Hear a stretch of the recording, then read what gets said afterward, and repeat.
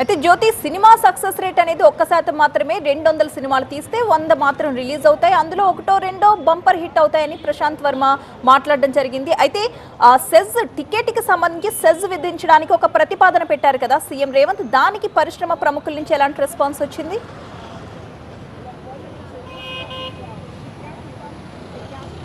Yes, అంటే clear కట్గా అంశాన్ని ఇస్తే ప్రస్తావించడం జరిగింది.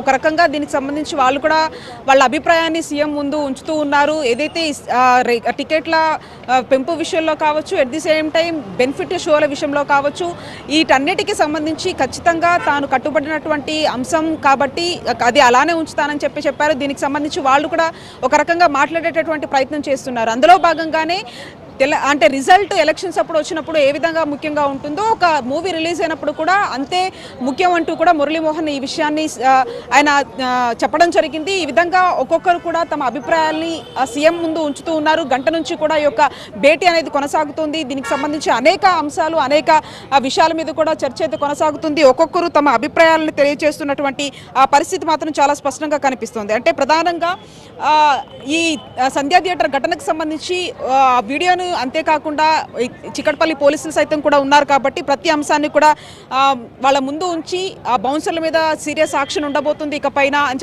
చెప్పడం జరిగింది. ప్రతి ఒక్క దానికి అంటే ఏవైనా అంటే డ్రగ్స్కి సంబంధించి కావచ్చు, లేదంటే టూరిజం స్పాట్లు, వీటన్నిటినీ కూడా హీరోలు కానీ హీరోయిన్స్ కానీ వీటన్నిటిని ప్రమోట్ చేయాలంటూ కూడా వాళ్ళ ముందు ఉంచినటువంటి పరిస్థితి.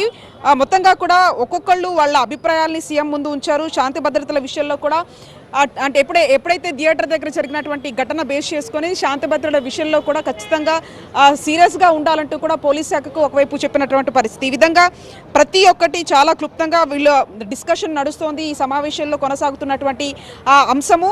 అయితే ప్రభుత్వంపై తమకు నమ్మకం ఉంది, అంతేకాకుండా ప్రభుత్వం కానీ ఇటు ఇండస్ట్రీ కానీ ఎక్కడా విభేదాలు లేవంటూ కూడా ప్రొడ్యూసర్ సురేష్ బాబు చెప్పారు. అంతేకాకుండా ప్రతి ఒక్కటి అటు నెట్ఫ్లిక్స్ లాంటి, అమెజాన్ లాంటి ఇవన్నీ కూడా చెన్నై నుంచి ఇక్కడ హైదరాబాద్కి అది నేరుగా అంటే ఇక్కడే హెడ్ క్వార్టర్స్ ఉండే విధంగా చేయాలంటూ కూడా ప్రతి అంశము రిలీజ్ నుంచి మొదలుకున్న మూవీ అంటే ఎప్పుడైతే వాళ్ళు షూటింగ్స్ పర్పస్ మీద నుంచి ఉన్నటువంటి ప్రతి ఒక్క అంశాలని సీఎం ముందు ఉంచారు. సినీ పరిశ్రమలో ఉన్నటువంటి ప్రతి ఒక్క అంశాన్ని కూడా సీఎం దృష్టికి తీసుకెళ్లారు.